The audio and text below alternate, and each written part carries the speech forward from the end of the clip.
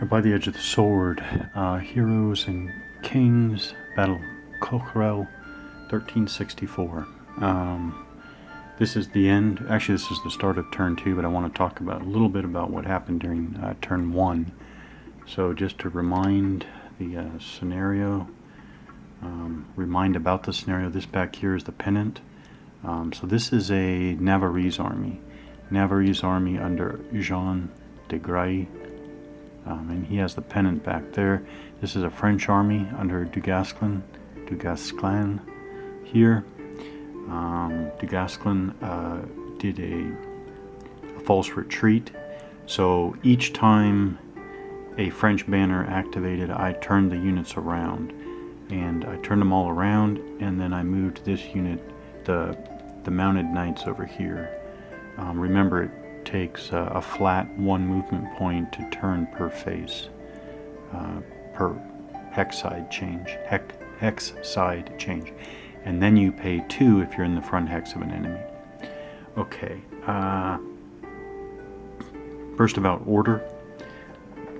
One thing's easy about this game is that you look at the leaders on the French side. I'm looking at the command ratings. On the French side, we have a 1 Pommier, 2 Chalons, 3 Servole, and 4 Du Guesclin. So 1, 2, 3, 4. That's easy. And likewise, on the Navarrese side, we have 1 here, 2, and 3. So that makes it easy. 1, 2, 3, 4. 1, 2, 3 on the Navarrese side. So that just means well, it's a straightforward ascending order for each side. Now, both sides did their initial initiative roll. They both sides rolled 9. Both army commanders have a bonus of 3.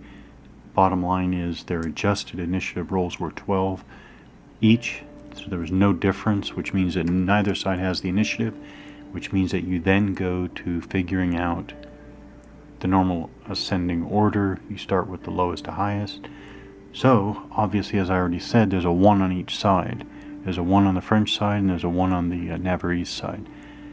The thing about here in this particular battle is that you break those ties when you have a leader on each side with the same command rating. You break the tie by going with the commander, the leader of the side, with the army commander who has the lower bonus. But in this case, Du Guesclin and Jean both have bonuses of 3, so that doesn't help. So then you go to breaking the tie by who is the scenario attacker. So the scenario attacker, which is given in the scenario rules, is the French side. So even though Du Guesclin was turned facing the river here, and I'm not even going to try to pronounce the name of the river, it's right there, but they were faced the river in their false retreat. They're actually the scenario attacker. So in breaking the ties of the leaders with the same command rating, I keep going with the French side because the French side is the scenario attacker. Okay. So that's that. Now, again, by scenario rules, the Navarrese had to, except for the pennant guard, which makes sense because the pennant doesn't move, all of the Navarrese units had to move at their maximum movement allowance towards the French and attack them. This is as far as they got. What's important here is that we're paying, see, here's the rise here. So it goes down to lighter color, goes up to darker color. So this is a hill here. Going up 1 level is 1 extra movement point for infantry leaders, 2 extra points for cavalry and artillery. We don't have artillery in this game, and we only have 1 cavalry unit, 1 mounted unit on the French side. So the Navarrese army is all dismounted. Yep. So they're paying 1 extra to go up a level, nothing extra to go down a level. Cavalry and artillery pay 1 extra to go down a level, but dismounted. So every time they go up one of these levels, from here level, this is level 1, 1 to 2, or 2 to 3. This is 3 up here. Every time they're going from 1 to 2 or 2 to 3, they're paying an extra movement point. So that's what slowed the army a little bit, is coming up this hill, up this side of the hill. Okay. But their archers did get in just within range. Here's the archer unit on the Navarrese side, and they fired at Du Guesclin and his dismounted knights.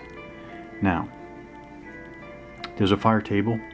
The fire table shows what you need to roll to either discourage or rout your target at different ranges. Basically, archers, crossbows, arquebusiers, they all fire at 3 hexes. Artillery fire out to 5 hexes, and javelins only fire out to 2 hexes. So the archers can fire at max range, 3 hexes, 1, 2, 3.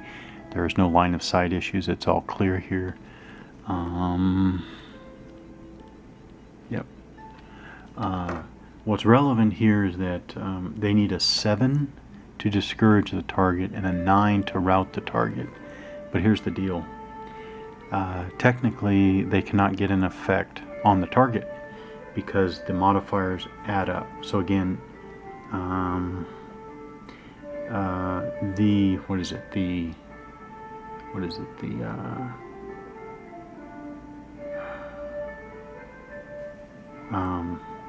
well, again, 7 or higher, roll 7 or higher to discourage, 9 or higher to rout.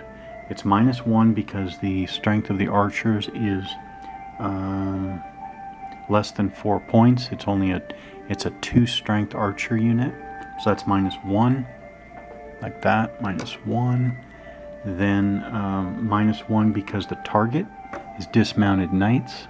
Du Guesclin's stacked with these Breton dismounted knights, so that's minus another 1 for -2. And finally, the archer unit, the firing unit, moved this activation because they moved up to get in within range. That's -3.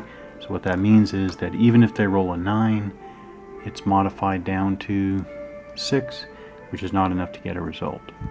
Now, I still rolled and got a 4. I still rolled because I'm thinking, as far as I understand it, if I rolled a natural 9, I would still roll for leader loss because of Du Guesclin. Du Guesclin is with the target. So if I had rolled a natural 9, even though it's still not a result on the unit, I would roll again, and if I got a 6, 7, or 8, Du Guesclin would be wounded, and if I got another 9, Du Guesclin would have been killed. And that would have been very good for the Navarrese side. As a matter of fact, that would have been worth, where is it? 5 VP.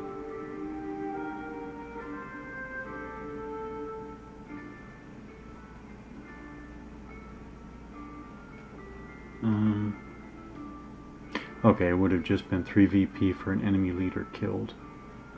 You want to capture leaders to get much more victory points. That's interesting. That's very interesting. Okay, so I just wanted to recap the few points on turn 1. Now we're in turn 2. This battle only lasts 7 turns. I shouldn't say only. 7 is again still within the average range for the series. So for turn 2, I'm going to do the same thing, except of course the Navarrese are going to get they're going to get adjacent to the French, and we're going to have a bunch of melees for the first time. Once that first melee is done, of course the Navarrese are not required to chase the French until they're in contact. Make sure I didn't miss. I don't think, yeah. The only other special rule is route movement, and it's real simple. For whatever reason, Du Guesclin's army, when they route towards their side of the board, which is that way, they only have to move half of their movement allowance rounded up instead of the normal full movement allowance for routing.